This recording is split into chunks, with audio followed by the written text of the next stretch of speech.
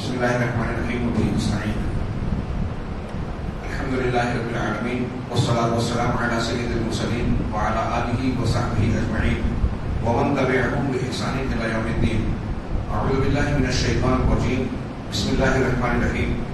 يا أيها الناس اتقوا ربكم الذي خلقكم من نفس واحدة وخلق منها زوجها وبث منهما رجالا كثيرا ونساء واتقوا الله الذي تساءلون به والأرحام ان اللہ کان علیکم رقیبا. محترم حاضرین، کل کی مجلس میں ہم نے سورہ نساء پر اس کی فضیلت اور اس سے متعلقہ بعض امور کا ذکر کیا اور پھر اس کے موضوعات پر گفتگو جاری تھی. 2 نکات ہوئے تھے.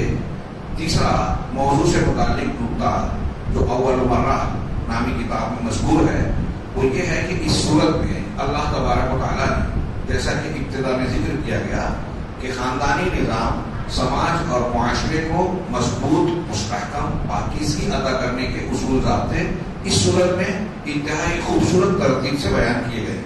چنانچہ تیسرے نمبر پر ذکر کیا کہ اس صورت میں رشتہ داریوں پر خوب توجہ دی گئی ہے اور اس پر توجہ کا احساس دلایا گیا ہے. اسی طریقے سے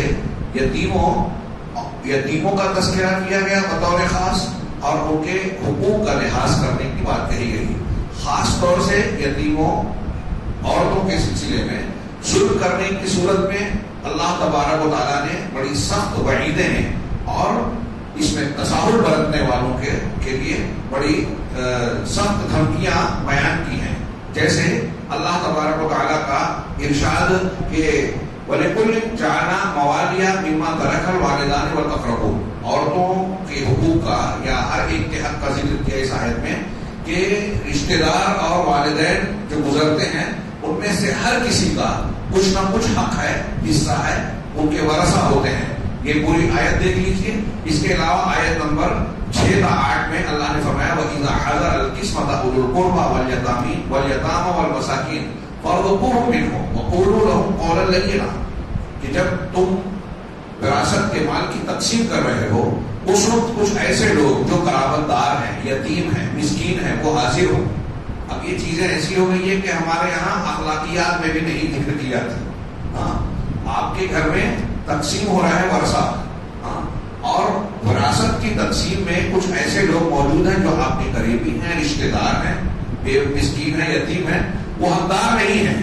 اللہ کہہ رہا ہے کہ انہیں بھی کچھ دے دو اور ان سے نرم گفتگو کرو. اور انداز دیکھیے آگے اللہ رب العالمین نے کہا وَلْيَخْشَ الَّذِينَ لَوْ تَرَكُوا مِنْ خَلْفِهِمْ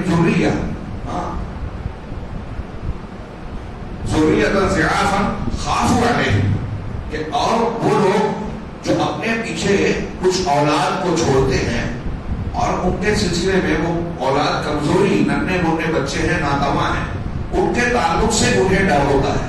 یعنی آپ یہ سوچیے کتنا مؤثر انداز ہے. ہم اور آپ میں سے ہر شخص یہ سوچے کہ اگر ہماری موت ہو جائے، ہمارا بیٹا، ہمارا پوتا کم عمر ہے، ناتواں ہے، اس کا کوئی دیکھنے والا نہیں ہے، اس کا کیا ہوگا تھوڑی دیر کے لیے تصور کیجیے.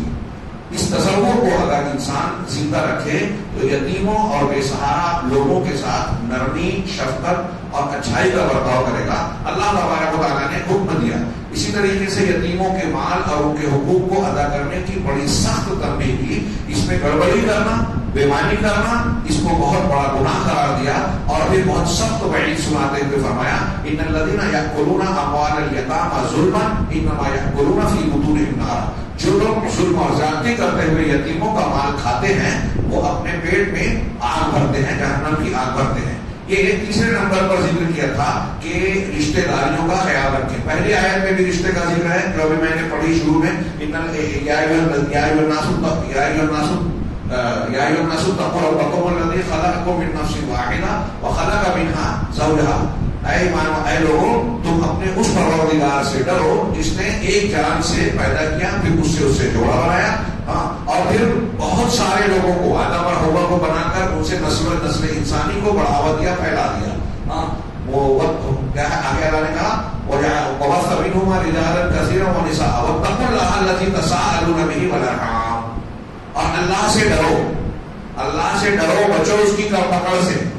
جس کے ذریعے سے تم آپس میں ایک دوسرے سے حقوق کا مطالبہ کرتے ہو، والارحام، اور رشتوں کے سلسلے میں بھی ڈرو بچو، یعنی رشتوں کو نہ کاٹو. اس شروع میں بھی کہا، اور درمیان سورت میں بھی متعدد آیات میں حقوق ارحام یعنی رشتہ داری کی بات کہی گئی. حدیثوں میں اس کی بڑی سخت بیان تفصیل سے بیان کیا گیا. میں سے ایک بات کا ذکر کروں کہ ہم لوگ دعا مانگتے ہیں، بہت سی دعائیں مانگتے ہیں. دعاؤں کی قبولیت کی کچھ شرائط اور آداب ہیں. بعض چیزیں ایسی ہیں کہ اگر وہ ہو تو دعا قبول نہیں ہوتی، جیسے حرام کھانا. اسی میں سے ایک یہ ہے رشتہ کاٹنا. شرعی وجہ کے علاوہ اگر کوئی اپنے رشتوں کو کاٹتا ہے تو اللہ کے نبی صلی اللہ علیہ وسلم نے فرمایا کہ رشتہ کاٹنے والے قاطع رحم کی دعا قبول نہیں ہوتی. اسی طرح بخاری کی روایت ہے لا يدخل الجنۃ قاطع، رشتہ کاٹنے والا جنت میں داخل نہیں ہوگا. کتنی سخت بات ہے. اور اس سلسلے کی اور بھی روایات ہیں، لیکن ہمارے مضمون کم پڑ جائیں گے اگر میں اس تفصیل میں جاؤں. کہا نمبر 4، وقت کم پڑ جائے گا. نمبر 4، احکام الشرع کلھا رحمہ. شریعت کے احکام پورے کے پورے رحمت ہیں، اور ان کا مقصد ہے کہ لوگوں سے حرج مشقت کو دور کرنا اور لوگوں کے لیے نرمی اور سہولت کے معاملات کرنا. نکاح اور شادی کے احکامات بیان کرتے ہوئے اللہ تبارک و تعالیٰ نے یہاں تک فرمایا کہ اگر کوئی شخص، ایک مثال کی آیت نمبر 26-27 میں غالباً ہے یہ کہ اللہ تعالیٰ نے کہا کہ اگر کوئی آزاد عورت سے شادی نہیں کر سکتا اور اسے اس بات کا ڈر ہے کہ اگر وہ گناہ میں پڑ جائے گا تو لونڈیوں سے بھی نکاح کر لے، کنیزوں سے. چنانچہ اللہ نے کہا ذالک لمن خشی العنت منکم، کہ تم میں سے جس کو گناہ میں پڑ جانے کا یا تکلیف اٹھانے کا، تکلیف میں پڑ جانے کا اندیشہ ہو، ڈر ہو، تو وہ ایسے کنیزوں سے نکاح کر لے. وَإِن تَصْبِرُوا خَيْرٌ لَكُمْ، ہاں اگر صبر کرو گے تو یہ تمہارے لیے بہتر ہے. اللہ بڑا بخشنے والا، رحم کرنے والا ہے. یرید اللہ لیبین لکم ویہدیکم سنن الذین من قبلکم ویتوب علیکم واللہ علیم حکیم. یہ اللہ تعالیٰ چاہتا ہے کہ تمہارے لیے صحیح راستے کو، تم سے پہلوں کے راستوں کو بھی واضح کر دے. اس کے علاوہ اللہ تبارک و تعالیٰ نے دوسرے احکامات بھی جو بیان کیے رشتہ داریوں کے، حقوق کے، ان میں انسان کی فطرت کا، ان کی سہولت کا بھرپور لحاظ رکھا گیا ہے. تو آیت نمبر 26، 27، 28 کو اس مثال میں دیکھا جا سکتا ہے.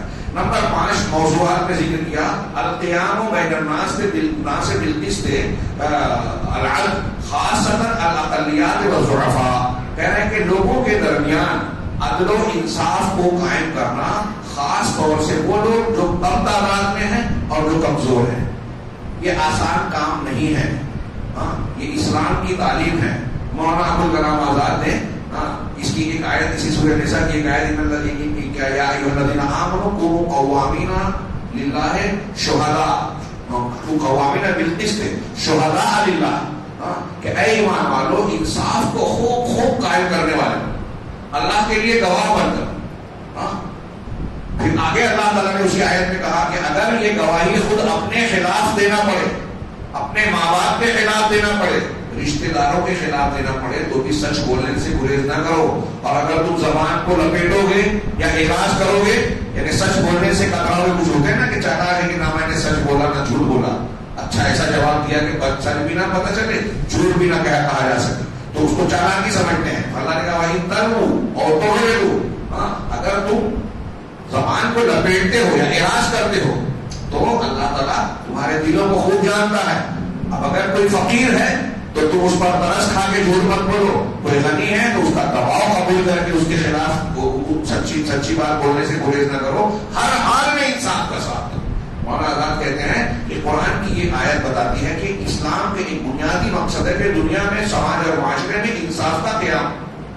قرآن کی بہت سی آیتیں انصاف کا قیام ہو، اور اس سلسلے میں گویا مسلمانوں کو ایسی تعلیم دی گئی ہے کہ ان کی زندگی کا ایک مقصد ہے کہ لوگوں میں عدل و انصاف قائم. ایک مستشرق کا قول یاد آ رہا ہے، سورہ مائدہ جو ابھی ہم پڑھ رہے ہیں اس کے بعد والی صورت ہے، اس کی ایک آیت کا حوالہ دے کر وہ کہتا ہے کہ میں دنیا میں کسی مذہب کو ہے عیسائی ہوں، لیکن وہ کہتا ہے کہ اسلام سے زیادہ دنیا میں عدل و انصاف کے قائم کرنے والا، عصبیت اور ظلم کو ختم کرنے والا کوئی دوسرا مذہب میں نہیں جانتا، جو بہت فراخ دلی سے اپنے ماننے والوں کو یہ حکم دیتا ہے وَلَا يَجْرِمَنَّكُمْ شَنَآنُ قَوْمٍ عَلَىٰ أَلَّا تَعْدِلُوا اعْدِلُوا هُوَ أَقْرَبُ لِلتَّقْوَىٰ، کہ تم کو کسی قوم کی دشمنی اور عداوت اس بات پر نہ ابھارے کہ تم انصاف نہ کرو. اگر کسی سے دشمنی ہے تو اس دشمنی کی وجہ سے انصاف کا دامن چھوڑ دو، ایسا نہ کرو. آج ہم دیکھ رہے ہیں ہمارے ملک میں دیکھ رہے ہیں کہ ایک طرف جو ہے فساد پھیلانے والے، تلوار چلانے والے، قتل کا بیان دینے والے، ان کو جج یہ کہہ کے چھوڑ دیتا ہے کہ وہ مسکرا کر بول رہے تھے، اور ایک طرف یہ بیان کیا جاتا ہے کہ فلاں گھر سے پتھر چل گیا تو اس پر بلڈوزر چلا کے پورا پختہ 70-75 سال کے گھر کو توڑ دیا جاتا ہے.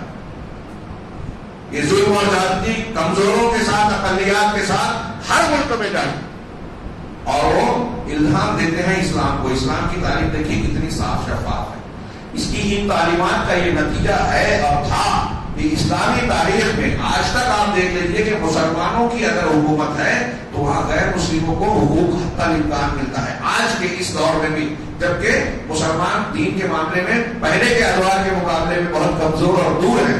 لیکن آج بھی اگر آپ موازنہ کریں کہ ایک مسلم ملک ہے، غیر مسلم ملک ہے، وہ کوئی بھی دوسرے مذہب کا ماننے والا ہو شریعت کا، ان کا موازنہ کریں، کمپیریزن کریں تو آپ کو صاف دکھائی دے گا کہ اسلامی یا مسلم حکومت میں غیر مسلم زیادہ حقوق اور چین سکون سے ہیں، اور اس کے مقابلے میں جو غیر مسلم حکومتیں ہیں وہاں اقلیتیں اپنے حقوق کے سلسلے میں ظلم اور زیادتی کا شکار ہیں. بالکل واضح بات، کوئی مانے یا نہ مانے، کتنا بھی پروپیگنڈا کرے. میڈیا یہ کہتا ہے اسلام انتہا پسندی، شدت پسندی اور نہ جانے کیا کیا. یہ اسلام کی تعلیمات، قرآن کی آیتیں آپ پڑھیے، اس کی تعلیمات کا نتیجہ یہ تھا کہ اگر وقت کا کوئی ایک دو نہیں کتاب لکھی جا سکتی ہے کہ اسلامی عدالتوں میں اگر کوئی مسلمان چاہے وقت کا حاکم ہی کیوں نہ ہو، اگر وہ کوئی الزام کے تحت قاضی کے سامنے کھڑا ہے تو اسے بھی کٹہرے میں کھڑے رہ کر ثبوت دینا پڑا، بیان دینا پڑا. اگر وہ نہیں دے سکا تو قاضی کا فیصلہ قرآن و حدیث کی روشنی میں اس کے خلاف بھی پوری بے باکی سے صادر ہوا اور اسے ماننا پڑا. ایسے کئی فیصلوں کو دیکھ کر کئی غیر مسلم اسلام میں داخل ہوئے.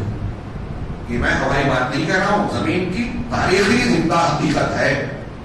آج دنیا کے لوگوں کو جو مسلمان اور اسلام کو نشانہ بنا رہے ہیں انہیں آنکھیں کھولنا چاہیے. یہ اسلام اور مسلمانوں کا وجود پوری دنیا کے لیے، ان کے لیے بھی رحمت ہے، ان کے لیے بھی رحمت ہے. ان سے سیکھیے، یہ قرآن سے سیکھیے. اگر آپ نے قرآن سے سیکھا تو شہر اور ملک میں امن و امان ہوگا، حقدار کو حق ملے گا اور ہر شخص چین سکون سے جیے گا. لیکن تہذیبی اور مذہبی جنگ، حق اور باطل کی جنگ ہمیشہ سے جاری رہی ہے اور جاری رہے گی. اس میں ان کا بھی امتحان ہے، ہمارا اور آپ کا بھی امتحان ہے. اب ہم یہ دیکھیں کہ اگر ہم چاہتے ہیں، یہاں میں ایک بات کہنا چاہ رہا ہوں، ابھی بہت شکایت ہو رہی ہے. کل آپ نے شاید کل پرسوں میں وہ خبریں دیکھی ہو، کلپس دیکھی ہو، مسلمانوں کے گھر توڑے جا رہے ہیں. ایک الزام لگا، کوئی کاروائی نہیں، کچھ نہیں، اور براہ راست ایکشن. پوری زندگی کی جمع پونجی کو توڑ دیا گیا. اس سے ہم بچنا چاہتے ہیں. غصہ آتا ہے، جذباتیت آتی ہے، نوجوان الٹی سیدھی باتیں کرتے ہیں. اس میں کوئی حل نہیں ہے. حل قرآن و حدیث کی تعلیمات میں ہے. جہاں ہماری قوت نہیں ہے وہاں صبر کریں، اللہ سے دعا کریں. ایک بات. دوسری چیز یہ کہ اگر ہم چاہتے ہیں تقویٰ پرہیزگاری والی بات کے ساتھ ساتھ اگر ہم چاہتے ہیں کہ ہمارے اوپر والا ہم پر ظلم نہ کرے، نہ کر سکے، تو لازم ہے کہ ہمارے نیچے جو ہے ہم اس پر ظلم نہ کریں. آپ کی بیوی آپ کے نیچے ہے، ماتحت ہے.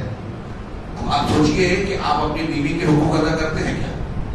بچے آپ کے پاس اللہ کی امانت ہیں، آپ کے بیٹے، آپ کی بیٹیاں، آپ کے دوسرے ماتحت، کیا آپ ان کے حقوق ادا کرتے ہیں؟ آپ کا کوئی مزدور ہے، آپ کے کارخانے میں، کاروبار میں کوئی کام کر رہا ہے، یا کوئی عارضی طور سے آپ کے یہاں کام کرنے آیا، اس کا ایک حق بنتا ہے. آپ اس کا حق فراخ دلی سے انصاف کے ساتھ دیتے ہیں یا نہیں دیتے، یا ظلم کرتے ہیں؟ آگے اس صورت میں نہیں، دوسری صورتوں میں قرآن نے بالکل صاف کر فرمایا کہ وَكَذَلِكَ نُوَلِّي بَعْضَ الظَّالِمِينَ بَعْضًا بِمَا كَانُوا يَكْسِبُونَ. کہاں ہے یہ آیت؟ سورہ انعام میں. سورہ انعام میں ظالم کہ اسی طرح ہم بعض ظالموں کو دوسرے ظالموں کو مسلط کرتے ہیں ان کی کارستانی اور کرتوتوں کے نتیجے میں. اس کی تفصیل اٹھا کے دیکھیے، تفصیل کا موقع نہیں ہے، میں اپنے الفاظ میں بہت مختصر کہوں کہ اگر ہم اس آیت کا مفہوم یہ ہے، اللہ کا فرمان ہے، آیت یہ کہہ رہی ہے کہ اگر ہم اپنے سے کمتر اور چھوٹے لوگوں پر ظلم کریں گے تو اللہ ہمارے اوپر ہم سے بڑا ظالم جو ہے مسلط کرے گا، اور ہم جتنا ظلم کر کے دوسروں کا حق چھین رہے ہیں اس سے زیادہ وہ حق چھینے گا. میں نہیں کہہ رہا ہوں، اٹھائیے تفسیر سعدی اور دوسری تفاسیر، یہ قرآن کی آیت ہے. تو اب ہم پر اگر ظلم ہو رہا ہے تو ہمیں پہلے محاسبہ کرنا چاہیے کہ ہم اپنے ماتحتوں کا حق ادا کر رہے ہیں. سورہ نساء ابھی ہم نے پڑھی, اس سے پہلے سورہ مائدہ ختم ہو رہی ہے, آج بورے کا پڑھی جا رہی ہے. اس سے پہلے سورہ نساء کی یہ 2-3 آیتیں بطور مثال, یہ کئی آیتیں 29, 30, 36, 58, 127, 135, ان میں یہ مضامین بیان کیے گئے کہ آپ عدل و انصاف سے کام لو. مثال کے طور پہ اس میں سے ایک آیت ہے کہ یا ایھا الذین آمنوا لا تأکلوا اموالکم بینکم بالباطل الا ان تکون تجارۃ عن تراض منکم, کہ اے ایمان والو تم اپنے مالوں کو آپس میں جو ہے باطل طریقے سے, ناجائز طریقے سے نہ کھاؤ. ایک دوسرے کا مال چھین کر, سود کے انداز میں, دھوکہ دہی سے, جھوٹ بول کر. اب تو دوسروں کی چھوڑیے, سگے بھائی سگی بہن کے حصے بکرے میں آدمی کاٹ کسر کر کے اس کا حق اپنے حق میں ملانے کی کوشش کرتا ہے. کمزور اور غریب آدمی ہے, اس کی زمین کو اپنی زمین میں کچھ حصہ دے دیتا ہے. تو اللہ تعالیٰ کہہ رہا ہے کہ باطل طریقے سے نہ کھاؤ, ظلم نہ کرو, ناجائز طریقے سے نہ کھاؤ. الا ان تکون تجارت, ہاں ایسا ہو سکتا ہے کہ تمہاری باہمی رضامندی سے تجارتی لین دین خرید و فروخت ہو, تب تم کھا سکتے ہو, لے سکتے ہو. ولا تقتلوا انفسکم, اور اپنی جانوں کو نہ مارو, قتل نہ کرو. اس میں خودکشی کی بھی ممانعت ہے اور ایک مسلمان کا دوسرے مسلمان کو قتل کرنے کی بھی ممانعت ہے. دونوں باتیں آ گئی, اس لیے کہ پورے مسلمان ایک جسم کی طرح ہے, ایک ڈھانچے کی طرح ہے. ایک مسلمان دوسرے کو قتل کر رہا ہے, اس کا مطلب اپنے آپ کو قتل کر رہا ہے. ولا تقتلوا انفسکم ان اللہ کان بکم رحیما ومن یفعل ذلک عدوانا وظلما فسوف نصلیہ نارا. یہ ایسا یقیناً اللہ تمہارے اوپر مہربان ہے, اور جو ایسا کرے گا ظلم کرتے ہوئے, حد سے تجاوز کرتے ہوئے, تو ان قریب ہم اسے جہنم رسید کریں گے, جہنم میں ڈال دیں گے. اب ہمارے سماج اور معاشرے کا جائزہ لیجیے کہ باطل طریقے سے ایک دوسرے کے مال کو کھانے کا یہ چلن ہے یا نہیں ہے. اگر ہے تو ہم مالی ظلم کر رہے ہیں, اور یہ ظلم جب ہم دوسروں کے ساتھ کر رہے ہیں تو ہمارے اوپر کوئی ایسی فرقہ پرست طاقت آ کر مسلط ہو سکتی ہے جو ایک ہی دن میں ہمارا گھر توڑ دے, ہمارے کارخانے کو برباد کر دے, ہماری دکان کو اجاڑ دے, ہمارے مال کو ضبط اور منجمد کر دے, اور ہم بلڈنگ سے ہے فٹ پاتھ پہ آ جائیں. یہ دیر نہیں لگتی رب العالمین کو, اور اس سے ہمیں ڈرنا چاہیے. اور ڈرنے کے لیے مطلب کیا کرنا چاہیے کہ حقدار کو اس کا حق دیں, گناہ سے توبہ کریں. اسی طرح ایک آیت ہے, آیت نمبر 36 میں اللہ نے فرمایا وَاعْبُدُوا اللَّهَ وَلَا تُشْرِكُوا بِهِ شَيْئًا, اللہ کی عبادت کرو اور اس کے ساتھ کچھ بھی شرک نہ کرو. یہ جو آیت میں پڑھ رہا ہوں, یہ اس میں 10 حقوق بیان کیے ہیں. آیت الحقوق العشرہ اس کو کہا جاتا ہے, 10 حقوق والی آیت. اس میں سب سے پہلے اللہ کے ساتھ کی توحید اور شرک سے ممانعت ہے. تمام حقوق میں سب سے بڑا ہے, بار بار بات وہیں آتی ہے قرآن کی تعلیم میں. کچھ لوگ سمجھتے ہیں کہ بلا وجہ اس کے اتنا زور دیا جاتا ہے, اس لیے صحیح نہیں ہے تو کچھ صحیح نہیں رہے گا. پہلے شرک نہ کرو, پھر اس کے بعد والدین کے ساتھ حسن سلوک, پھر قرابت داروں کے ساتھ, والدین کے ساتھ حسن سلوک کا اللہ نے حکم دیا, اور قرابت داروں کے ساتھ, یتیموں کے ساتھ, مسکینوں کے ساتھ, قرابت دار رشتہ دار, یعنی آپ کے پڑوس میں کوئی آپ کا رشتہ دار ہے وہ, اور والجار الجنوب, اور ایسا پڑوسی جو رشتہ دار نہیں ہے, صرف پڑوس میں رہتا ہے, ہندوؤں کے مسلموں. والصاحب بالجنب, اور آپ کا ساتھی, ساتھی میں کئی لوگ آ سکتے ہیں. آپ سفر میں ہیں, کوئی آپ کا ہم سفر ہے, آپ زندگی کے سفر میں ہیں, آپ کی بیوی آپ کے ساتھ ہے, بیوی کے ساتھ شوہر ہے, وہ ساتھی ہے. آپ اگر کہیں کام سیکھنے جا رہے ہیں, اسکول میں ہیں, تو آپ کے ساتھی دوست جو ہے وہ آپ کے اس میں آ گئے. کہیں کام سیکھنے جا رہے ہیں تو وہاں ساتھ ہو گیا. تو جس طریقے سے آپ کا کوئی ساتھ ہے تو اس کے ساتھ وہ حسن سلوک کا حکم ہے. وہ اپنی سبیل اور مسافر کے ساتھ, ملکۃ ایمانکم, اور تمہارے جو لونڈی اور غلام ہیں, کنیزیں ہیں, ان کے ساتھ حسن سلوک کرو. ان اللہ لا یحب من کان مختالا فخورا, جو شخص اترانے والا, شیخی کرنے والا ہے, اللہ تعالیٰ اسے پسند نہیں کرتا. مطلب اگر ان حقوق کو آپ اور ہم میں کوئی ادا نہیں کر رہا ہے تو اس کے اندر اطراحت ہے, تکبر ہے, گھمنڈ ہے. اللہ کہہ رہا ہے آخر میں ان 10 حقوق میں شیخ ربی نے اپنی مجالس قرآن میں اس پر تھوڑی بحث کرتے ہوئے کہا کہ یہ دیکھیے آپ اس میں کہ اسلام کس طرح سے لوگوں سے محبت, ان کے حقوق کی ادائیگی, ان کے ساتھ اچھا سلوک کرنے کی تعلیم دے رہا ہے. یہ اسلام کی رحمت کی تعلیم ہے, اور اس میں رحمت اور محبت کا عنصر ہوتا ہے. اور اس اسلام کے تعلق سے لوگ یہ پھیلا رہے ہیں, میڈیا والے, مختلف حکومتیں, کہ یہ شدت پسندی کی تعلیم دیتا ہے, سختی کی تعلیم دیتا ہے. اور اس میں آپ کو اور ہمارا قصور ہے کہ ہم نے اپنے سماج کو قرآن کی اس آیت کا آئینہ دار نہیں بنایا. قرآن کی ان تعلیمات پہ ہم عمل کریں گے تو دنیا اگر چینخ چینخ کر بھی کہے گی کہ مسلمان شدت پسند ہوتا ہے تو پولیس والے بھی بولیں گے، ہندو پڑوسی بھی بولے گا کہ ایسا بالکل نہیں ہے، ہم نے تو مسلمانوں کو دیکھا ہے ان سے زیادہ حق کو ادا کرنے والا، نرمی والا، شفقت والا، لوگوں کے ساتھ اچھا سلوک کرنے والا کوئی ہوتا ہی نہیں۔ اور اتنے برے حالات میں بھی کچھ مسلمانوں کے اچھے سلوک سے بعض لوگ یہ قبول کرتے ہیں، ان تعلیمات کو ملحوظ رکھا جائے۔ اسی طرح اللہ تبارک و تعالیٰ نے ارشاد فرمایا، ایک اور آیت بیان کرتا ہوں کہ ان اللہ یأمرکم ان تؤدوا الامانات الی اہلها، اللہ تمہیں حکم دیتا ہے کہ امانتوں کو ان کے اہل جو اس کے لائق ہے ان کے حوالے کرو۔ اس کا شان نزول ہے، کعبہ کی چابی جب اللہ کے رسول نے مکہ فتح کیا، کعبہ کی کنجی ہاتھ میں تھی، عثمان بن ابو طلحہ ان کے خاندان میں چابی چلی آ رہی تھی، اللہ کے رسول سے کچھ لوگوں نے مانگا، حضرت علی وغیرہ نے، تو آپ نے یہ آیت پڑھی اور پھر وہ عثمان بن ابو طلحہ کو بلا کر ان کے حوالے کیا۔ آج تک اسی خاندان میں یہ چابی ہے، تو عہدے ذمہ داری اس کو دینا چاہیے جو اس کا حقدار ہے، جو اس کا اہل ہے، علمی اعتبار سے، عمل کے اعتبار سے، صلاحیت کے اعتبار۔ اس پر عمل نہ کرنے کی وجہ سے آج ہمارے یہاں ہر ادارے میں خرابی ہے، تعلیمی ادارے ہوں، مسلمانوں کے کوئی اجتماعی ڈھانچے ہوں، مسجدیں ہوں، ادارے ہوں، آپ کو اکثر جگہ، سب جگہ نہیں، اکثر جگہ ایسا ملے گا کہ وہ لوگ عہدیدار اور ذمہ دار ہیں جو اس کے اہل نہیں ہیں۔ جب ایسے لوگ ہوں گے تو تعلیم کا کباڑہ ہوگا، جہاں کے ذمہ دار ایسے ہوں گے جو اس کے لائق نہیں ہیں تو وہ لائق لوگوں کے ساتھ زیادتی کریں گے، نالائق لوگوں کو آگے بڑھائیں گے اور پوری قوم کا نقصان ہوگا، اور ہو رہا ہے۔ قرآن کی یہ تعلیم، اس پر عمل نہ کرنے کے کتنے بھیانک نتائج ہوتے ہیں ہم تصور نہیں کر سکتے۔ اور اللہ نے فرمایا آگے، وَإِذَا حَكَمْتُمْ بَيْنَ النَّاسِ أَنْ تَحْكُمُوا بِالْعَدْلِ، اور جب تم لوگوں کے درمیان فیصلے کرو تو انصاف کے ساتھ فیصلہ کرو۔ دیکھیے یہی عدل و انصاف کی تعلیم قرآن میں دی ہے۔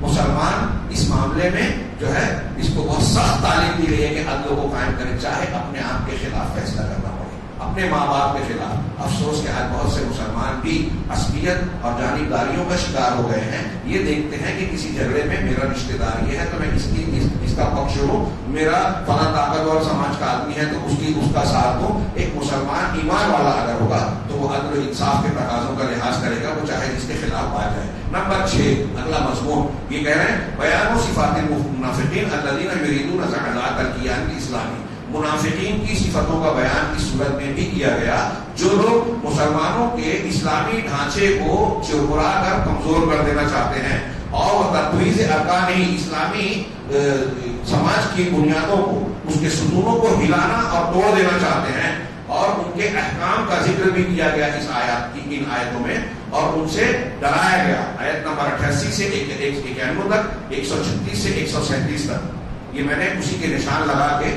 کچھ آیتوں سامنے رکھی تھی کہ اس پر کچھ باتیں کہوں گا۔ میں ایک بات کہنا چاہتا ہوں کہ قرآن نے مومنین کی بھی صفات بیان کی، کافروں کی بھی صفات بیان کی۔ علماء کہتے ہیں، اور آپ ہم بھی دیکھ سکتے ہیں کہ کافروں اور مومنوں سے زیادہ قرآن میں آپ کو منافقین کی صفت ملے گی جو بیچ کے ہیں۔ کیوں؟ زیادہ خطرناک بھی ہیں اور ان کا اندیشہ ہے، اور قرآن کی آپ ایک فہرست بنائیں کہ یہ مسلمان کی صفات ہے، یہ مومن کی، یہ کافر کی صفات ہے، مشرک کافر کی، اور یہ منافقین کی، اور اپنے آپ کو رکھیں کہ ہمارے اندر کس کی صفت زیادہ ملتی ہے، کس کی صفت ہے، مومنوں کی صفت ہمارے اندر زیادہ ہے یا منافقین کی؟ منافق بات کرتا ہے تو جھوٹ بولتا ہے، حدیث میں پڑھا ہے آپ نے، قرآن میں بھی یہ مضمون ہے سورہ توبہ میں۔ ہم جھوٹ بولتے ہیں یا نہیں بولتے؟ اگر جھوٹ بولتے ہیں تو منافق کی صفت ہمارے اندر ہے یا مومن کی؟ کوئی دوسرے مسلمان پر تکلیف ہوتی ہے تو مومن کو اس سے دکھ ہوتا ہے، لیکن منافق اس سے خوش ہوتا ہے۔ قرآن کہتا ہے کہ دوسرے مسلمان کو تکلیف ہوتی ہے تو اس کو خوشی ہوتی ہے، اس کو خوشی ہوتی ہے تو اس کو برا لگتا ہے۔ ہم کو دوسرے مسلمانوں کی تکلیف سے خوشی ہوتی ہے کہ برا لگتا ہے، ہمارا رشتہ دار ترقی کر رہا ہے تو ہم کو جلن حسد ہو رہی ہے، یہ منافق کی صفت ہے، مومن کی نہیں۔ قرآن نے اسی صورت میں کہا کہ ان المنافقون یخادعون اللہ وهو خادعهم، اللہ، یہ منافقین اللہ کو دھوکہ دینا چاہتے ہیں تو اللہ تعالیٰ خود ان کے دھوکے کا بدلہ دے گا۔ آگے کی آیتوں میں اللہ تبارک و تعالیٰ نے کہا کہ جب یہ نماز کے لیے کھڑے ہوتے ہیں تو سستی سے، وَإِذَا قَامُوا إِلَى الصَّلَاةِ قَامُوا كُسَالَىٰ يُرَاءُونَ النَّاسَ، بڑی سست روی سے نماز کے لیے اٹھتے ہیں۔ اللہ کے رسول نے کہا کہ منافقین پر عشاء اور فجر سب سے بھاری ہے، بڑی سستی سے، یراؤن الناس، لوگوں کو دکھانے کے لیے نماز پڑھ رہے ہیں، نماز کے لیے نماز نہیں پڑھ رہے، اللہ کے لیے نہیں، لوگوں کو دکھانے کے لیے۔ وَلَا يَذْكُرُونَ اللَّهَ إِلَّا قَلِيلًا، آگے اللہ نے کہا کہ اور اللہ کا بہت کم ذکر کرتے ہیں، اللہ تعالیٰ کا ذکر بہت کم کرتے ہیں. اس کا مطلب مومن وہ ہوتا ہے جو اللہ کا ذکر بہت کرتا ہے. منافق ہوتا ہے جو بہت کم کرتا ہے. مومن بہت ذکر کرتا ہے. کتنا ذکر کرتا ہے؟ خوب ذکر کرنے والا کون ہے؟ اپنے ابن عباس کہتے ہیں نمازوں کے بعد کے جو اذکار اللہ کے رسول نے بتائے, سونے کے وقت کے, دن بھر کے جو مختلف موقعوں کے بتائے ہیں, صبح اور شام کے جو اذکار بتائے ہیں, مختلف وقتوں کے جو ذکر بتائے ہیں, اگر آپ اور ہم اس کی پابندی کرتے ہیں تو الذاکرون اللہ کثیرا والذاکرات میں شامل ہیں. مرد اور عورتیں, خوب اللہ کا ذکر کرنے والے مرد اور خوب ذکر کرنے والی عورتیں. تو یہ منافقین کی کچھ علامتیں ہیں. ایک دو علامتوں کا اور ذکر کر دو جو اسی صورت میں ذکر کیا اللہ تعالیٰ نے کہ وَإِذَا قِيلَ لَهُمْ تَعَالَوْا إِلَىٰ مَا أَنزَلَ اللَّهُ وَإِلَى الرَّسُولِ رَأَيْتَ الْمُنَافِقِينَ يَصُدُّونَ عَنكَ صُدُودًا. کہ جب دیکھو گے تم کہ منافقین کو جب بلایا جاتا ہے کہ اللہ کی طرف آؤ, قرآن کی طرف اور رسول کی طرف آؤ, تھوڑا سا اور ایسا کہوں, آپ ہنسے نہیں, سنجیدگی سے لے لیں کہ اگر یہ کہے کہ بھائی اہل حدیث مسلک کی طرف آؤ, یہ کوئی میں مذاکر نہیں کہہ رہا ہوں, اہل حدیث مسلک کیا ہے؟ قرآن حدیث کو ماننا. تو لوگ سمجھیں گے یہ مسلک کی تعصب کی بات کر رہے ہیں. نہیں, یہ قرآن کہہ رہا ہے اللہ کی طرف آؤ, رسول کی طرف آؤ. ہٹا دیجیے اہل حدیث, جو یہ مانے گا وہ اہل حدیث ہے. تو اللہ کی طرف آؤ, رسول کی طرف آؤ جب کہا جاتا ہے تو منافقین کو دیکھو گے رأیت المنافقین یصدون عنک صدودا, تو آپ منافقین کو دیکھیں گے کہ وہ آپ سے کترا جاتے ہیں, مانیں گے نہیں. آج مسلمانوں میں روئے زمین پر اہل الحدیث کے علاوہ دوسروں کو دیکھیا قرآن حدیث کی تعلیم دی جاتی ہے تو کترا جاتے ہیں. میرے بھائی یہ پڑھے قرآن مجید, غور کیجیے میں غلط کہہ رہا ہوں کیا؟ اللہ کے گھر میں بول رہا ہوں, کوئی الزام تراشی اور کسی پر چھیٹا کشی کے لیے نہیں کہہ رہا ہوں. یہ اسلام مقصود ہے, ذمہ داری ہے, اللہ کے کلام کو پھیلائیے, سمجھیے, تدبر کیجیے. یہ قرآن تراویح میں پڑھ کر صرف سن لینا کافی نہیں ہے, اس کا حق ادا نہیں ہو رہا ہے. اس کو سمجھیں, زندگی میں برتیں, تب اس کی برکتیں ملیں گی. قرآن کہہ رہا ہے کہ یہ منافق کی علامت ہے. انہی آیتوں میں آگے ہے, وقت کم ہے, انہی آیتوں میں آگے اللہ تبارک و تعالیٰ نے یہ بھی کہا کہ یہ منافقین جو ہیں ان کو جب اللہ اور رسول کی طرف سے کیا ہے جو کہا گیا تو یہ کہتے ہیں کہ ہم اللہ پر جو اللہ نے نازل کیا ہم اس پر ایمان لاتے ہیں. لیکن جب ان کا جھگڑا ہوتا ہے تو وہ لے جاتے ہیں مقدمہ طاغوت کی عدالت میں, اپنا فیصلہ اللہ اور رسول سے کرانے کی بجائے فلاں کے پاس لے جاتے ہیں, کیونکہ معلوم ہے اللہ اور رسول جو ہے وہ بہن کو بھی بیٹی کو بھی حصہ دیتے ہیں, مجھے دینا نہیں ہے تو کورٹ میں جاؤں گا, فلاں کے پاس جاؤں گا, فلاں کو پنچ بناؤں گا تاکہ اپنا حصہ بڑھ جائے, اس کا گھر جائے. اللہ اور رسول کی بات نہیں ماننی ہے. انہی سب چیزوں میں آگے اللہ نے بیان پھر فرمایا کہ جب ان کے ایسے کرتوتوں کی وجہ سے ان کو نقصان پہنچتا ہے, عذاب پہنچتا ہے, ان کا گھر توڑا جاتا ہے, اوپر مصیبت آتی ہے. کہ آج کے تناظر میں نے ایک حوالہ دیا تاکہ آپ اپنی زندگی سے اس کو جوڑ کر دیکھیں. یہ نا ہمارا عادت ہے کہ ہم اپنی زندگی سے قرآن کی تعلیمات کو نہیں جوڑتے. تو کسی کا گھر ٹوٹ رہا ہے, کسی پر کوئی اور افتاد اور مصیبت آ رہی ہے تو وہ اپنا محاسبہ کرے. تو اللہ تعالیٰ کہہ رہا ہے کہ جب ان منافقین کو ان کے کرتوتوں کے نتیجے میں اللہ نقصان پہنچاتا ہے تو وہ کہتے کیا ہیں, ان اردنا الا احسانا و توفیقا, ارے ہم نے جو کوشش کی تھی اس سے تو ہمارا مقصد بھلائی تھی اور توفیق ملا کے چلنا. عقیدے کی شرح التحویہ کی ایک عبارت مجھے یاد آ رہی ہے.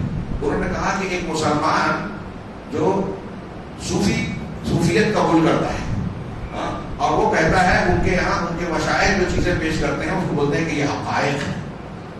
تو کہتا ہے کہ یہ جو حقائق ہیں جو ہم کو حالات سے, عبادات سے حاصل ہوئی, ریاضت سے, یہ اور قرآن دونوں کو ہم ساتھ ساتھ لے کر چلنا چاہتے ہیں. تو ان کا یہ منافقین کے جیسے ہی ہے کہ کافروں اور اسلام کو ملا کے چلنا چاہتے ہیں. اسی طرح کوئی اگر سیاست سے جڑا ہوا ہے, حاکم ہے, سیاست میں ہے, لیڈر ہے, تو سیاسی کام کرتا ہے اور کہتا ہے کہ سیاست اور قرآن کو میں ملا کے چلنا چاہتا ہوں, اسلام کو اور سیاست کو, وہ منافقین کی طرح بات کہہ رہے ہیں. اسی طرح جو لوگ فلسفہ منطق میں لگے ہوئے ہیں, پرانے زمانے میں آج سائنس کہہ لیجیے, آج کی سائنس, اس وقت کی سائنس میں فلسفہ اور منطق کی بنیاد پر, عقلی بنیاد پر چیزوں کو پرکھنا, اصول ضابطے بنانا, تو وہ لوگ جو جس میدان میں ہیں وہ کہتے ہیں کہ ہم عقلیات کو دینیات سے, قرآنیات سے ملا کے چلنا چاہتے ہیں. شیخ ابن ابیلیس کہتے ہیں کہ وہ جو حقائق کہہ رہے ہیں صوفیہ وہ باطل باتیں ہیں. یہ عقلیات جس کو کہہ رہے ہیں یہ جہلیات ہیں, جہالتیں ہیں. سیاست جس کو کہہ رہے ہیں یہ فساد ہے. قرآن حدیث کو کسی سیاست کی, کسی منطق اور فلسفے کی اور کسی دوسری دنیا کے دماغوں سے نکلنے والے اپج کی کوئی ضرورت نہیں ہے. اللہ کا کلام اور اللہ کی شریعت ان چیزوں سے بے نیاز ہے. آپ کیا کہنا چاہتے ہو کہ سیاست اور دین کو ساتھ میں ملا کے چلو گے؟ مطلب وہ جو آپ کو یہاں سے مل رہا ہے قرآن حدیث میں کمی ہے. تصوف کے مشاہد جو بات پیش کر رہے ہیں حقائق تزکیے کی باتیں، کیا قرآن حدیث میں اس کی تعلیم ناکافی ہے؟ آپ اس سے پورا کرو گے؟ اللہ کی شان میں شریعت میں گستاخی کر رہے ہیں لوگ. تو علامہ ابن ابلیس کہہ رہے ہیں کہ جیسے یہ منافقین کہہ رہے ہیں کہ ان اردنا احسان اللہ احسان و توفیقہ، یہ ایسے ہی یہ صوفی بھی کہہ رہے ہیں، ایسے ہی یہ سیاستدان بھی کہہ رہے ہیں، ایسے ہی یہ فلسفہ اور منطق والے بھی کہہ رہے ہیں کہ ہم قرآن و حدیث کو اپنی فکر سے ملا کے دونوں کو ایک ساتھ چل. ہمارا ارادہ تو اچھا ہے، بھلا اچھی طرح سمجھے. ہمارے نوجوان جدید لب و لہجے کی شاعری دین میں نہیں چلتی کہ آپ یہ دیکھیں کہ غامدی صاحب، انجینئر صاحب اور فلاں صاحب جن کو غیر مسلموں نے لانچ کیا ہے اور فرقہ پرست طاقتیں جن کا ہم رونر ہوتے ہیں نا، ان کے لانچ کیے ہوئے ہمارے درمیان میں ہم ان کے پیچھے آنکھ بند کر کے بھاگتے ہیں. یہ وہ حرکتیں کرتے ہیں جوشیلی جذباتی جو ان کے دیے ہوئے ایجنڈے کے مطابق ہوتا ہے. ہمیں لگتا ہے کہ اسلام کے حق میں بات کر رہے ہیں جبکہ وہ مسلمانوں کو نقصان پہنچانے اور غیر مسلموں کو فائدہ پہنچانے کی کوشش کرتے ہیں. اور یہ جو کرتے ہیں نا، یہ سمجھتے ہیں یہ منافقین ہیں. پوری دنیا کے رافضی آج مسلمانوں کو دوسروں سے زیادہ نقصان پہنچا رہے ہیں. رافضیوں کی تائید کرنے والے وہ اخوانی ہو اور کوئی دوسرے ہو، ہمارے جماعت اسلامی کیوں نہ ہو، شرک کرنے والوں کی تائید کر رہے ہیں، یہود و نصارہ کے ایجنڈے پر کام کرنے والوں کی تائید کر رہے ہیں، اور ان کے دماغ میں ہے کہ ہم دین کا کام کر رہے ہیں. بہت بڑی گمراہی ہے. منہج صحیح کیجیے، دوستی اور دشمنی کا معیار صحیح کیجیے. یہ منافقین کی علامتیں اور مومنین کی علامتیں قرآن میں ہم کو پڑھنے کے لیے، بیان کرنے کے لیے، صرف تقریر کرنے کے لیے نہیں بتائیے کہ آپ مزہ لیں اور چلے جائیں واہ واہ کرنے میں. یہ ہماری زندگی کا دستور ہے، یہ ہماری کامیابی کا اصول ہے، جنت تک پہنچانے کے راستے کی نشاندہی کرتا ہے اور ساتھ ساتھ یہ بھی بتاتا ہے کہ اس راستے سے ہٹ کے نفاق، شرک، کفر کے راستے پہ گئے تو گمراہ ہو جاؤ گے، بھٹک جاؤ گے اور جہنم کے راستے پر چلے جاؤ گے. وقت کافی کم بچا ہے. میں باقی نکات کو پورا کرنا چاہتا ہوں کہ منافقین کے تعلق کے ساتھ ساتھ نمبر 7 میں کہا کہ اس صورت میں اللہ کے راستے میں جہاد کا مقصد بیان کیا گیا ہے، جس میں سے ایک مقصد قوسین میں کہا کہ مستضعفین جو سماج میں کمزور لوگ ہیں ان کا دفاع کرنا، دین کی حمایت کرنا، رسالت اور لوگوں پر تک اللہ کے دین کی تبلیغ کے کام کو آزاد کرنا. جہاد کا 3 مقصد انہوں نے 3 لائن میں بیان کیا قرآن کی ان آیتوں میں اور کئی جگہ ہے کہ جہاد سے ظلم کا خاتمہ ہو. اللہ تعالیٰ نے ان آیتوں میں پوچھا کہ تم کو کیا ہے کہ اللہ کے راستے میں قتال نہیں کرتے، جبکہ جو مشرک بستیوں میں بچے ہیں، عورتیں ہیں، کمزور لوگ ہیں، وہ اللہ سے دعا کر رہے ہیں کہ اللہ اخرجنا من هذه القرية الظالمة اهلها، کہ اس بستی سے جس کے باشندے ظالم ہیں اللہ ہم کو اس سے نکال دے. تم کو ان کے لیے ان کا حق دلانے کے لیے، ان کو ظلم سے بچانے کے لیے. تو جہاد کا ایک مقصد ہے کہ آج مجھ سے کوئی ایک سوال کر رہا تھا، یہ اس سوال کا اگر وہ آدمی ان کے یہاں کسی موجود کسی شخص سے کنٹیکٹ کانٹیکٹ میں ہو تو ان کو بتائیں کہ قرآن نے جو مقصد بتایا کہ کمزوروں کا دفاع کیا جائے، دین کی حمایت اور دین کی کا بچاؤ کیا جائے. تیسرے نمبر پر یہ کہ دین کی دعوت اور تبلیغ کو عام کیا جائے، اس کے راستے میں رکاوٹ کرنے والوں کی والی طاقت کو توڑ دیا جائے. اور یہ کتنی عظیم بات ہے. ان آیتوں پر شیخ ربیع نے کچھ تفصیلی گفتگو کی اور کہا کہ دین جہاد کا مقصد کیا ہے؟ جہاد کا مقصد انصاف کا قائم کرنا ہے، کسی کو قتل کرنا، کسی پر ظلم کرنا نہیں ہے. جیسا کہ آج بتایا جاتا ہے، یہ لفظ استعمال ہوتا ہے تو لوگوں کے کان کھڑے ہو جاتے ہیں. عالمی میڈیا ہو، ہمارے ہندوستان کا ہو، ہمارے IB اور محکمے کے لوگ جہاد کا لفظ بولا. ہم تو جہادی حلال گوشت کو کہا یہ معاشی جہاد ہے، اس کو معاش کا ہو گیا کہا یہ لو جہاد ہے. صرف لفظ جہاد جوڑ دیا، لوگوں کے لیے حیران کرنے والا، ڈرانے والا لفظ بن گیا. یہ کیوں ہے؟ پروپیگنڈا کیا گیا. ہمارا آپ کا کام ہے کہ ہم بتائیں کہ یہ کیا ہے. جہاد اپنے آپ سے بھی ہوتا ہے. نفس صبح کے درس میں یہ بات آئی تھی، اپنے آپ کے ساتھ برائیوں کو ختم کرنا، اور یہ سب سے بڑا اور افضل جہاد ہے، سب سے مشکل جہاد ہے. قلم سے بھی ہوتا ہے، زبان سے بھی ہوتا ہے. یہ برائیوں کے خاتمے کا طریقہ ہے جہاد. اور جہاد اسلام کی جو تعلیم ہے یہ سراسر خیر ہے. اب جن لوگوں کی سمجھ میں نہیں آتا ان کو لوگوں نے جواب دیا کہ کیا آپ یہ سمجھتے ہیں کہ اب کسی مسلمان پر کوئی حملہ کرتے ہوئے، قتل کرتے ہوئے وہ سامنے بیٹھا ہے، اگر اس نے پلٹ کر تلوار کا جواب پتھر سے دیا تو یہ شدت پسندوں کے؟ فلسطین میں 60 سال سے زیادہ سے ظلم و مظالم ڈھائے جا رہے ہیں، ان کو ٹیررسٹ نہیں بولا جاتا. نہتوں پر جو ہے وار کیا جاتا ہے، پوری دنیا دیکھتی ہے. اور اتنی مثالیں دی جائیں. شام میں جو کچھ ہو رہا ہے، اب تک لاکھوں 8 سے 10 لاکھ تک مسلمانوں کو قتل کیا جا چکا ہے گزشتہ 8-10 سال میں، اس سے کچھ کم و بیش. یہ کچھ بھی نہیں. یہ جو دوہرا معیار ہے لوگوں کے بیان کا، میڈیا کا، حکومتوں کا، یہ پوری دنیا جانتی ہے اور سب جانتے ہیں. کیوں؟ اس لیے کہ اسلام کو بدنام کرنا ہے. اور یہ اسلام کی حقانیت کی دلیل ہے کہ اسے دبانے کے لیے جھوٹ بولنا پڑتا ہے. مسلمانوں کو دعوت و تبلیغ کے لیے جھوٹ کی ضرورت نہیں ہے، جھوٹی روایتوں کی ضرورت نہیں ہے. یہ خود اپنے اندر حسن اور تاثیر رکھتا ہے. اگر اس سچی تعلیم کو ہم اچھے انداز سے، صحیح انداز سے دنیا کے سامنے پیش کرتے ہیں، اور یہ ایک عجوبہ ہے، آج کے زمانے کا حیرت انگیز معجزہ ہے کہ اسلام کے خلاف جتنی کوششیں ہو رہی ہیں، میرا ایسا ماننا ہے، میں نے کئی مرتبہ کہا ہے کہ اس کا 10% بلکہ 5% بھی اگر کسی دوسرے مذہب کے خلاف ہو تو وہ ختم ہو جائے. لیکن اسلام کے خلاف جتنی کوششیں ہو رہی ہے، اتنا ہی اسلام گھر گھر پہنچ رہا ہے، اتنی ہی تیزی سے یہ پھیل رہا ہے. حیرت انگیز بات ہے کہ اتنی شدید مخالفتوں کے باوجود پوری دنیا میں سب سے تیزی سے پھیلنے والا دین اسلام. تو جہاد کو بدنام کیا گیا. جہاد امن و امان کے قائم کرنے کے لیے، ظلم کا خاتمہ کرنے کے لیے، یہی وجہ ہے. وقت نہیں ہے زیادہ، آپ صرف ایک پہلو دیکھیے کہ اسلامی لشکر کو حکم ہے کہ جب کسی قوم سے لڑائی کرنے جائے تو پہلے دعوت دے دیں. معلوم کہ اسلام کا اصل مقصد دعوت ہے، اور شیخ ربی نے یہی بتایا کہ دعوت اور دعوت توحید کو بیان. آج جو لوگ ہمارے یہاں جہاد کی بات کرتے ہیں، جوشیلی جذباتی، خلافت قائم ہو حق میں، ان کو توحید معلوم ہی نہیں ہے. جس مقصد کے لیے لڑنا چاہیے اسلام نے کہا ہے، وہ مقصد ہی معلوم نہیں ہے. جہاد کر کے آپ توحید کیا قائم کریں گے؟ صرف چور اور زانی کی سزا نافذ کر دینا اسلام ہے؟ یہ بنیاد نہیں ہے. وہ بھی اسلام ہے، بہت بڑی حماقت ہے. روافظ جو ہیں اہل بیت کی پرستش کر رہے ہیں، شرک کر رہے ہیں. صوفیہ جو ہے اپنے مشائخ کو کہتے ہیں عالم الغیب، کہتے ہیں ہر جگہ کر سکتے ہیں، کائنات میں تصرف رکھتے ہیں. صوفیہ ہمارے یہاں شرک کر رہے ہیں تو گھر تو توڑے جائیں گے نا، کوئی سنوائی نہیں ہوگی، اللہ کی مدد نہیں آئے گی. اللہ کی مدد توحید پر آتی ہے. تو ہمیں اگر لڑنا ہے تو پہلے اپنے آپ سے لڑیں. اپنے آپ سے لڑنے کے لیے تو شرک کو صاف کریں اپنی سروں سے. یہ ضروری ہے، جہاد کا یہ مقصد ہے. ہم دوسروں سے، اہل کتاب کو اللہ کے رسول نے معاذ بن جبل کو بھیجا تو کہا کہ اہل کتاب ہے، لا الہ الا اللہ اور انجیل کو ماننے کے دعوے دار ہیں، پھر بھی ان کو سب سے پہلے کلمہ توحید بتانا.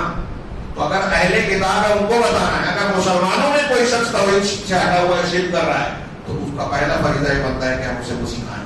یہ جہاد کا مقصد ہے، اللہ کے کلمے کو بلند کرنا، کمزوروں کا دفاع کرنا، انصاف قائم کرنا، ظلم کا خاتمہ کرنا.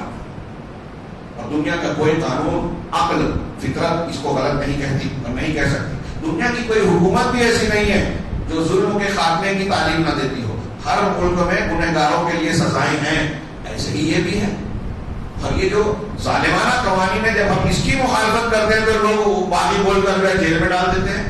تو اسلام تو اللہ کا قانون ہے، لوگ اس کی مخالفت کر رہے ہیں. تو جہاد کا مرحلہ دعوت کے اس راستے میں، اس مرحلے میں آتا ہے جب ہم لوگوں کو اس کی اصلاح کرنے جاتے ہیں، جنت کے راستے پر آگے بڑھانے جاتے ہیں. تو بہرحال یہاں آیت نمبر 71 سے 79 تک، 94، 95 اور 96 ان تینوں آیتوں میں جہاد سے متعلق باتیں ہیں، قتال سے متعلق اور اس کے مقاصد کا ذکر ہے. نمبر 8 پر اللہ کے سلسلے میں عقیدے کی تصحیح کرنا اور اس کی حفاظت، غلو سے اس کو محفوظ رکھنا، تفریط اور خلل سے بھی محفوظ رکھنا، حد سے تجاوز نہ کیا جائے. یہ کئی جگہ پہ کہا، عیسائیوں نے حضرت عیسیٰ کو بڑھا دیا، اللہ کا بیٹا بنا دیا، اس کی تردید کی گئی. اللہ نے حکم دیا اس صورت میں، یا اہل الکتاب لا تغلوا فی دینکم غیر الحق، اے اہل کتاب ناحق اللہ کے دین میں غلو مت کرو، حد سے آگے نہ بڑھ جاؤ. نبی کو اللہ کا بیٹا بنا دیا، اپنے علماء اور احبار کو دین کا حلال حرام کرنے کا مجاز بنا دیا کہ وہ جو حلال بولے حلال، وہ جو حرام بولے حرام، ان کی تقلید ہم کریں گے. تو اس قسم کا غلو یہ جو دین میں گمراہی ہے، اس سے تو اپنے آپ کو بچاؤ. اور پھر یہ بھی کہا کہ جو لوگ ان الذین یکفرون باللہ ویریدون ان یفرقوا بین اللہ ورسولہ، جو لوگ اللہ کے ساتھ کا انکار کرتے ہیں اور یہ چاہتے ہیں کہ اللہ اور اس کے رسولوں کے درمیان تفریق کریں، اور یہ کہتے ہیں کہ بعض پر ہم ایمان رکھیں گے، بعض پر نہیں، تؤمنوا ببعض ونکفر ببعض ویریدون ان یتخذوا بین ذلک سبیلا، اور یہ چاہتے ہیں کہ ان دونوں کے بیچ کا راستہ اختیار کریں جو ابھی میں نے بیان کیا. اولئک هم الکافرون حقا، یہی لوگ حقیقی طور پر کافر ہیں. اللہ رسول اور ان کے درمیان تفریق کر کے بیچ کا راستہ ڈھونڈ رہے ہیں. تو ایسی اور بھی کئی آیتیں ہیں. یہاں آیتوں کا اور بھی ذکر وَإِن مِّنْ أَهْلِ الْكِتَابِ إِلَّا لَيُؤْمِنَنَّ بِهِ قَبْلَ مَوْتِهِ وغیرہ میں دیکھ سکتے ہیں. نمبر 9، اس صورت میں نبی کریم صلی اللہ علیہ وسلم کو جو تمام مخلوقات کے سردار ہیں، آپ کی نبوت کا ذکر ہے، اس کا اثبات ہے، اور یہ کہ آپ نور ہیں، برہان ہے. نور مجسم نہیں، نور ہدایت. اللہ کے رسول کو ہم بھی نور مانتے ہیں، لیکن نور مجسم نہیں، نور ہدایت. اگر آپ نور مجسم مانتے ہیں تو کون سا نور مانتے ہیں؟ اللہ والا. اللہ کو کا نور اگر آپ کو مانتے ہو تو یہ اس سے بڑا شرک کیا ہوگا؟ عیسائیوں کی طرح جو اللہ کا بیٹا کہتے ہیں ویسے ہی ہو جائے گا. اگر فرشتوں والا نور کہتے ہو تو پھر آپ اشرف المخلوقات میں سے نہیں مانتے ہو. اللہ تعالیٰ نے انسانوں کے لیے آپ کو رسول بنایا تو انسانوں میں سے بنایا. فرشتوں کو نور سے بنایا، انسان کو مٹی سے بنایا. تو آپ یہ کہنا چاہتے ہو فرشتے ہیں؟ کفار مکہ تو کہتے تھے کہ فرشتوں میں سے ہم ہمارے درمیان نبی بھی. اللہ تعالیٰ نے کہا کہ اگر تم دنیا میں فرشتے ہوتے تو ہم فرشتے کو نبی بناتے. اور یہ کہہ رہے ہیں کہ نہیں فرشتے تھے. یہ نور ہدایت ہے، نور برہان. یہ قرآن کو بھی کہا جا سکتا ہے. وہ اقامت الحجت ہے بہی الناس. اور نبی صلی اللہ علیہ وسلم کو کیوں بھیجا؟ پوری دنیا کے انسانوں کے خلاف اللہ کی طرف سے حجت قائم ہو. آیت ہے 162، انا اوحینا الیک کما اوحینا الی النبیین الی نوح والنبیین من بعدہ. ہم نے آپ کی طرف ویسے ہی وحی کی جیسے نوح اور ان کی طرف ان کے بعد دوسرے انبیاء کی طرف. اور پھر کئی نبیوں کا نام لیا کہ ابراہیم، اسماعیل، اسحاق، یعقوب، عیسیٰ، فنا فنا فنا کو جیسے ہم نے وحی دی آپ کو بھی دیا. یہاں ایک نقطہ یہ بھی بیان کیا جا سکتا ہے کہ دیگر انبیاء کا جو ذکر کیا ان پر کتاب نازل ہوئی، اللہ نے کتاب کی شکل میں وحی کی. اور کئی نبی ایسے گزرے جن پر کتاب نہیں آئی. وحی آئی، کتاب نہیں آئی. تو کتاب نہیں آئی، وحی آئی، اس کو کیا بولیں گے آپ؟ یہ حدیث ہے. ایک نبی کے پاس اگر کتاب نہیں آئی اور وحی آ رہی ہے تو اس کو کیا بولو گے؟ رسول کی. پوچھ رہا ہوں آپ سے، حدیث سنت ہے نا. فرعون کو اللہ نے ڈبا دیا تھا، سزا دے دی تھی. قرآن پڑھیے، اللہ نے موسیٰ علیہ السلام پر توریت اس کے بعد نازل کی. تو توریت فرعون کے زمانے میں نازل ہی نہیں ہوئی تھی. پھر کس چیز کا انکار کرنے سے سزا ملی اس کو؟ اللہ کی کتاب تو آئی نہیں تھی. رسول کا انکار کرنے سے، رسول کی سنت اور حدیث کا انکار کرنے سے. تو پتہ یہ چلا اللہ تبارک و تعالیٰ کی وحی کتاب کی شکل میں بھی ہوتی ہے اور کتاب کے علاوہ بھی ہوتی ہے. بہت سے نبیوں کو کتاب نہیں ملی لیکن وحی آئی. اور اللہ تعالیٰ نے سورہ نساء کی ان آیتوں میں کہا کہ ہم نے نوح اور نوح کے علاوہ دوسرے نبیوں کی طرف جیسے وحی کی آپ کی طرف بھی کی. نوح علیہ السلام پر کون سی کتاب آئی تھی؟ نہیں آئی تھی. تو اللہ کے نبی صلی اللہ علیہ وسلم کو کتاب بھی دی گئی ہے، کتاب کے علاوہ بھی دی گئی ہے. قرآن بھی دیا گیا ہے اور حدیث بھی دی گئی ہے. اب کوئی حدیث کا انکار کرتا ہے تو وہ اللہ کی وحی کا انکار کرتا ہے، قرآن کا انکار کرتا ہے. اللہ نے فرمایا یا ایھا الناس قد جاءکم برہان من ربکم، اے لوگو تمہارے پاس تمہارے پروردگار کی جانب سے برہان آ چکی، واضح دلیل. وانزلنا الیکم نورا مبینا، اور آپ کی طرف واضح کھلے ہوئے نور کو ہم نے اتارا ہے. فاما الذین آمنوا باللہ واعتصموا بہ فسيدخلهم فی رحمۃ منہ. تو جو لوگ اللہ پر ایمان لائے اور اس کو مضبوطی سے پکڑا تو اللہ تعالیٰ عنقریب جلد ہی انہیں اپنی رحمت اور فضل میں داخل کرے گا اور انہیں صراط مستقیم کی طرف ان کی رہنمائی کرے گا. نمبر 10 یہ بتایا کہ قیامت کے دن، نصیب نکتا پڑھو، قیامت کے دن ایمان اور عمل صالح کے ذریعے سے نجات ملے گی. اور صرف کسی دین کی طرف منسوب ہو جانے سے آپ یہ کہو کہ میں مسلمان ہوں، میں قرآن حدیث کا ماننے والا ہوں، اپنی زبان سے کہہ دینے سے کامیاب نہیں ہو سکتے. اور نہ ہی رسولوں میں سے کسی رسول کی طرف نسبت. آج کل ہمارے وقت میں سید ہوں رسول کے خاندان سے. ارے آج کے نہیں، اس زمانے کے بھی اگر ہوتے اور ابو لہب کے طریقے پہ ہوتے تو کوئی فائدہ نہیں ہوتا. رشتے داری کام نہیں آئے گی. ولا تنفع الامانی اصحابها، اور نہ ہی خواہشات انسان کو فائدہ دیتی ہیں. چنانچہ اللہ کی اس صورت میں اللہ نے کہا آیت نمبر 123 میں لیس بامانیکم ولا امانی اہل الکتاب، نہ تمہاری خواہشات سے نہ اہل کتاب کے چاہنے سے کسی کو کامیابی ملے گی. من یعمل سوءا یجزی بہ، جو برا کام کرے گا اس کو اس کا بدلہ ملے گا. اور آگے اور بھی یہ مضمون بیان کیا گیا اسی آیت میں. نمبر 11 اور آخری مضمون یہ بتایا کہ تعلیق و صحت الایمان علی التحاکم لشرع اللہ فقط. ایمان کے صحیح ہونا اس بات پر معلق ہے، منحصر ہے کہ آپ اپنے جھگڑوں کو، معاملوں کو اللہ کی شریعت کے حوالے کریں.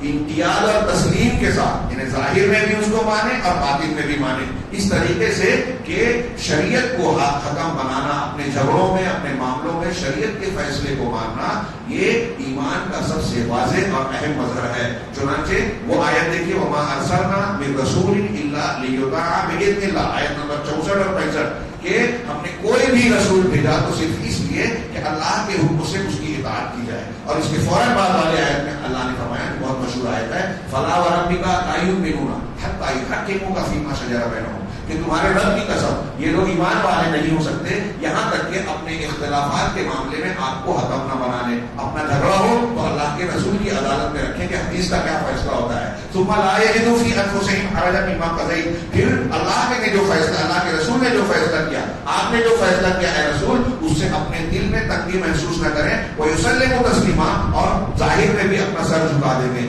اندر سے نہیں مانے اور باہر سے مان کے دل میں رکھا کرے سمجھ میں نہیں آتی بات تو بھی نہیں چلے گا. مومن نہیں ہے، دل میں ہے لیکن ظاہر میں نہیں مان رہا. یہاں شریعت تو ہے لیکن مان نہیں سکتے تو بھی نہیں چلے گی بات. تو یہ دین کو اندر باہر سے اللہ اور رسول کے فیصلوں کو مان لینا یہ ایمان کی ایک بہت بڑی بنیاد ہے، علامت ہے، پہچان ہے. آج ہم اور آپ کیا اس معیار پر پریوگ کرتے ہیں. فوائد اور لطائف میں 3 باتیں انہوں نے ذکر کی، اختصار کے ساتھ ہم بیان کرتے ہیں. سب سے نمبر 1 یہ کہ اس صورت میں ایک بات یہ ہم کو معلوم پڑتی ہے کہ لوگوں کے رشتہ داروں کے وراثت کے جو حق ہیں اللہ تبارک و تعالیٰ نے بذات خود قرآن میں اسے بیان کر دیا.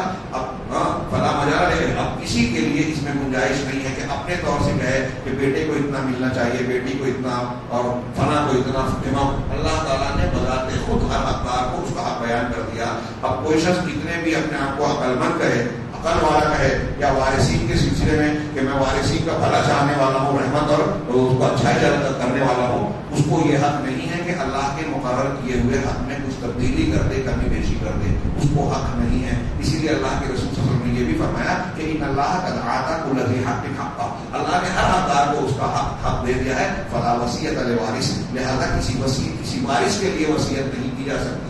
اب آپ کو اگر کوئی بیٹے سے خوشی ہے، آپ کو کسی بیٹے سے ناراض ہیں، آپ یہ سوچ رہے ہیں کہ میں اپنے جس بیٹے سے ناراض ہوں اس کو محروم کر دوں اور جس سے خوش ہوں اس کو نواز دوں، تو آپ وصیت کرتے ہیں کہ میرے اس بیٹے کو زیادہ دیا جائے. کوئی حق حقوق کی بات ہے تو الگ ہے، لیکن اگر صرف وصیت کر کے اس کو زیادہ دینا چاہ رہے ہیں، اس کا مطلب یہ کہ اللہ نے جو حق مقرر کیا ہے آپ اس سے راضی نہیں ہیں. جو اللہ نے مقرر کیا ہے، ایک بیٹے کو آپ اس سے بڑھانا چاہتے ہو، ایک بیٹے کو آپ اس سے گھٹانا چاہتے ہو. دونوں چیزیں اللہ کے حکم کے خلاف ہے. تو کسی کو بھی حق نہیں ہے کہ اللہ کے مقررہ حصے میں فرق کرے، بہن کا ہو، بیٹی کا ہو، بیوی کا ہو، کسی کا بھی ہو. نمبر 2 کہ ہر وہ شخص جو اپنی موت کے بعد، اپنے مرنے کے بعد اسے ڈر ہو کہ میرے بچے کا کیا ہوگا، وہ مالدار ہو یا فقیر، مالدار ہو یا فقیر، اپنے بچوں کی اگر آپ کو فکر ہے مرنے کے بعد، تو قرآن کی اس سورہ کی تعلیم کے مطابق آپ پر لازم ہے کہ آپ تقوی اختیار کرو. قرآن نے کہا اگر تقوی رہے گا تو اللہ تمہارے بچوں کی نگرانی کرے گا. ہم اور کہ یہ پراپرٹی دے دیں، یہ کاغذ دے دیں، زمین دے دیں اور ایسا دے دیں ویسا دے دیں، یہ کوئی مضبوط بنیاد نہیں ہے. کروڑ پتی چھوڑ کے جانے والے اگر صلاحیت نہیں دیا ہے بیٹوں نے تو بعد میں بھیک مانگی ہے، اور اگر صلاحیت دے دی ہے، ورثہ درکہ نہیں ملا ہے، بیٹوں نے جو ہے ترقی کی. عمر بن عبدالعزیز کا واقعہ شاید میں اس سے پہلے بیان کر چکا ہوں، وقت نہیں ہے. تو ضروری ہے کہ وہ تقوی ہے. سورہ جو کہف میں واقعہ ہے تو موسیٰ اور خضر کا کہ 2 یتیم بچے تھے بستی میں، اللہ تعالیٰ نے ان کے نیچے ان کے باپ کا خزانہ تھا، والدین کا. خضر کو اللہ نے حکم دیا کہ وہ دیوار سیدھی کر دو، ان کے خزانے کی حفاظت کرو. کیوں؟ وَكَانَ أَبُوهُمَا صَالِحًا. قرآن نے کہا ان کے باپ دادا، ان کے والدین اچھے تھے، نہیں تھے. تو باپ دادا اچھے ہیں تو اللہ ان کے مال کی حفاظت کروا رہا ہے، خضر سے دیوار بنوا. اتنی بڑی بات ہے. آپ چاہتے ہیں کہ آپ کے بچوں کا مستقبل محفوظ ہو تو آپ نہیں بن جائیں، صالح بن جائیں.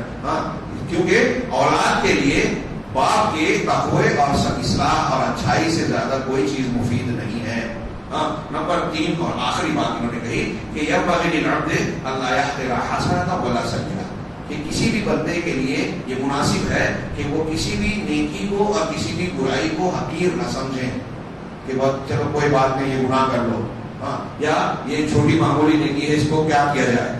فقط تكون الحسنة سببا، کیونکہ کبھی کبھی ایک چھوٹی سی نیکی بھی انسان کی نجات کا سبب ہوتا ہے. وقت موقع محل نیت کی بنیاد پر بات ہوتی ہے. اور کبھی ایک چھوٹی سی برائی بھی انسان کے عذاب کی وجہ بنتی ہے. حدیث میں ہے کہ جنت تمہارے ایک آدمی کے جوتے کے تسمے سے زیادہ قریب ہے، اور جہنم بھی اسی طریقے سے. ایک بلی کی وجہ سے ایک عورت جنت میں چلی گئی یا جہنم میں چلی گئی، ایک کتے کو پانی پلا کر ایک ثانیہ عورت جنت میں چلی گئی. اللہ تعالیٰ ہمیں قرآن سمجھنے اور اس پر عمل کرنے کی توفیق دے. آخر دعوانا ہمارے